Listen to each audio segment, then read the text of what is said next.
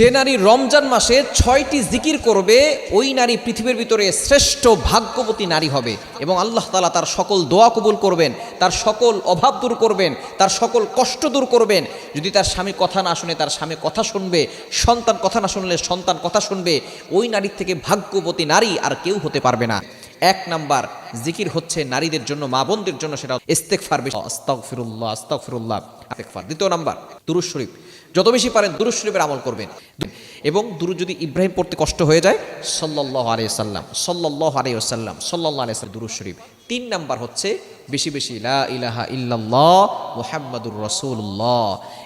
4 number আমল হচ্ছে সুবহানাল্লাহি ওয়া বিহামদি সুবহানাল্লাহিল আযীম।